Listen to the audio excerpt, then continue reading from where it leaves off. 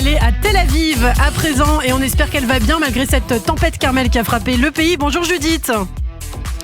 Bonjour à tous, je vous avais dit que ce serait une blague cette petite tempétouille. Et oui, Judith Merguier est avec nous en direct de Tel Aviv. Alors Judith, une rumeur Bloomberg indique qu'Israël s'apprête à imposer une 4e dose de vaccin aux seniors. Eh ouais, j'ai vu ça cette nuit, ne m'en parlez pas. Bon, en même temps, heureusement qu'à cet âge-là, il y en a pas mal qui oublient la moitié des trucs, ils pensent que c'est la première dose.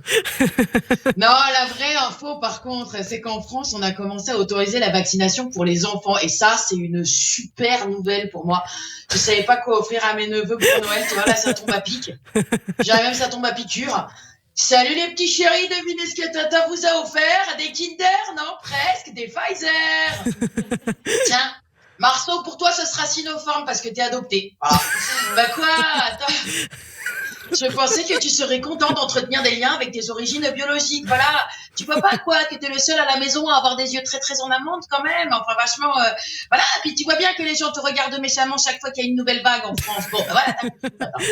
Bah, attention, ils ont précisé que la vaccination, ça serait d'abord pour les enfants à risque. Et moi, bon, vous le savez, Ferradion, je suis nulle en mioche. Enfin bon, en morveux, là, enfin, vous savez, comment on appelle ça, là, les personnes, en personnes dépendantes, affectivement et financièrement, quoi. Moi, je croyais que quand il parlait d'enfants à risque, il parlait d'enfants, cons, quoi. C'est-à-dire des enfants à risque pour la société, quoi. Enfin, pour nous. C'est ceux qui vont finir, ceux qu'on a appelés Brandon ou Kevin et qui vont finir chroniqueurs dont touche pas à mon pote. Ah, ça suffit d'embêter les Kevin. Non, en fait, c'était pas ça. Il parlait des enfants à risque pour eux-mêmes. Mais ça, par principe, pardon, mais tous les enfants sont à risque. Il y a déjà regardé des mômes courir là comme des tarés sans regarder devant eux, 9 fois sur 10. Eh ben attends, ils risquent de se manger un poteau, même avec une 15e dose Pfizer, pardon. Donc voilà, alors cette décision a été accélérée parce qu'il y a eu un taux d'incidence qui a explosé chez les 5-11 ans. Je sais pas si vous avez vu le radio. Ouais. Donc nous, on nous a fermé nos discothèques, voyez. Et donc ce que ça veut dire, c'est que eux, les petits crevards, ils continuent à se faire des grosses soirées clandestines en couche culotte, voilà, c'est sûr.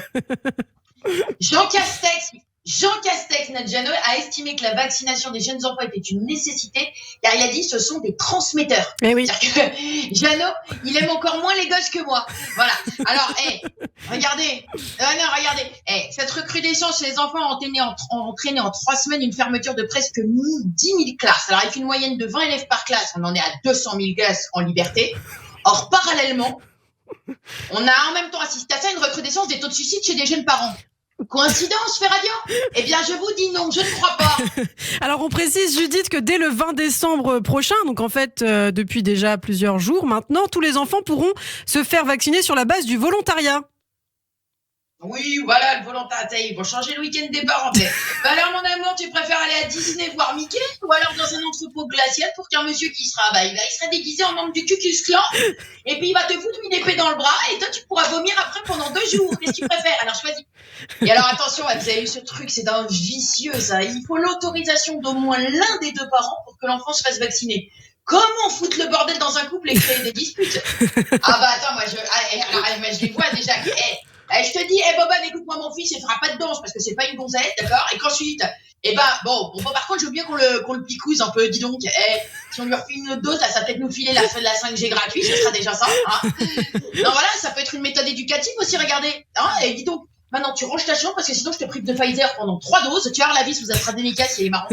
Et en dehors de la vaccination, Judith, il y a quand même des mesures qui sont prises pour minimiser la propagation du virus à l'école. Ouais, tu vois pas les mesures, merci bien, l'éducation nationale. Ils peuvent pas, alors, attends, je vous dis, je vous raconte tout, je vous le dis. Bah oui. Ils peuvent plus faire d'exercices sportifs intenses et on leur apporte à manger en classe pour éviter le brassage. Ah bah bravo. Hop, plateau repas et tout ça, on les prépare à un avenir soit d'obèses, soit de dollars. Merci l'école. Bon alors pour terminer, Judith, vous vouliez nous annoncer l'arrivée d'un nouveau virus en France, mais qui selon vous existe en Europe depuis plus de 20 ans. Ouais. C'est quoi cette histoire? L'Eurovision Junior.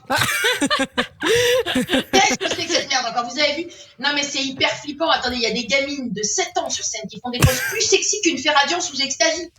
Alors attendez, pardon. Moi, des enfants qui agissent, qui chantent, qui parlent comme des adultes. Bah déjà, c'est pas pour rien que c'est toujours dans les films d'horreur qu'on les voit. Et puis franchement, pardon, mais des gens tout petits qui font comme des grands, ça existe déjà, ça s'appelle des nains et c'est très bien. Il n'y avait pas besoin d'inventer une imitation. Ah la violence. Non, pardon, je suis désolée. Cette manie de vouloir tout faire comme ça en version kids, moi ça m'énerve. Le The Voice Kids, Eurovision Kids. À la limite, on leur fait un Koh-Lanta Kids, comme ça au moins on avance sur le problème de la surpopulation sur Terre. Voilà. Bon, et dis donc les amis, je vais vous laisser parce que j'ai une grosse journée, j'ai un procès au CSA là après tout ce que je viens de dire. Et puis après je dois aller au vaccinodrome faire mes courses de Noël. Eh bien très bien, merci beaucoup Judith Mergui, Judith en direct de Tel Aviv. On vous retrouve, je l'espère, très bientôt en studio. Demain vous serez à Tel Aviv encore, je crois, Judith. Eh oui madame. Eh oui, eh bien on a hâte de se retrouver. Merci beaucoup Judith.